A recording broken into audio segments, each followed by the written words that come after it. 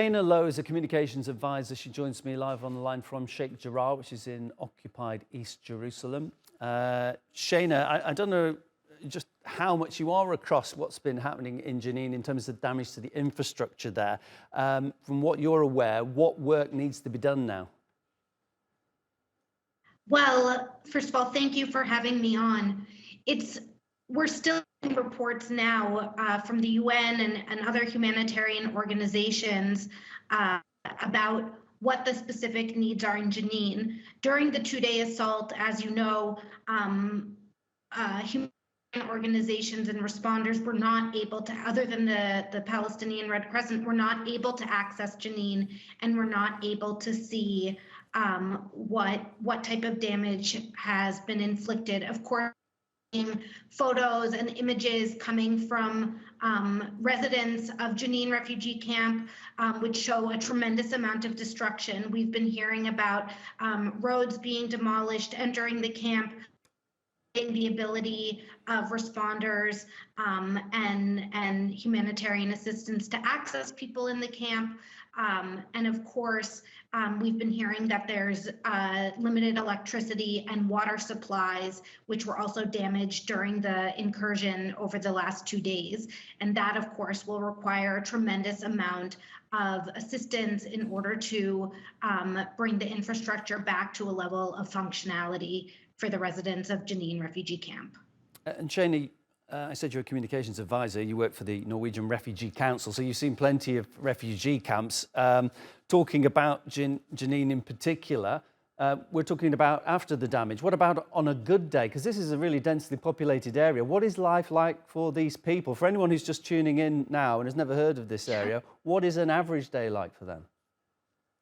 I actually lived in Jenin refugee camp about a decade ago, and I have not spent as much time there in recent years, but I can tell you that it's a camp full of ordinary people trying to make ends meet. People are largely in economic need, facing hardships. Many of the people who live there are reliant on permits to go inside of Israel in order to support their families. Many people there work illegally inside of Israel in order to get an income to support their families. And then, of course, they're reliant on Palestinian citizens of Israel coming in to Jenin from the Galilee, from the northern part of Israel, to come and do shopping. Over the last 6 months, year, we've seen an increase in the level of attacks on Jenin refugee camp, the number of army incursions into Jenin refugee camp. And of course, this is having an impact on not just the camp, but also the city nearby in terms of limiting the amount of economic activity that is happening there and reducing the number of people that are willing to come and do their shopping and participate in the market in Jenin. The Israelis, on their part, say this is about neutralizing terrorists. They do that by sending in drones to carry out airstrikes, Israeli troops fighting with armed Palestinians. And as we mentioned, this is a densely populated area. Can you see any justification from your knowledge of the area for the argument that the Israelis are making?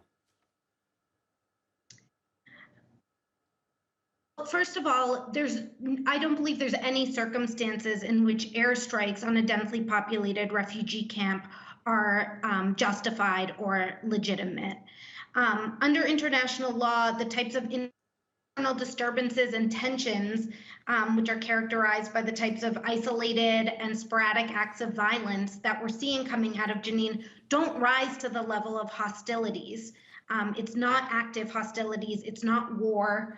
And so in such cases, as we saw in Jenin this week, Israeli forces are really, under international law, only permitted to use lethal force when there exists a serious and imminent threat of death or serious injury. And only if that threat cannot be adequately addressed through non-lethal means is lethal force allowed to be used. When you have aerial strikes on a largely civilian population, densely populated civilian population, Israel cannot respond using lawful means through airstrikes. Shaina, appreciate your time and expertise. Shaina Low is my guest, communications advisor for the Norwegian Refugee Council there.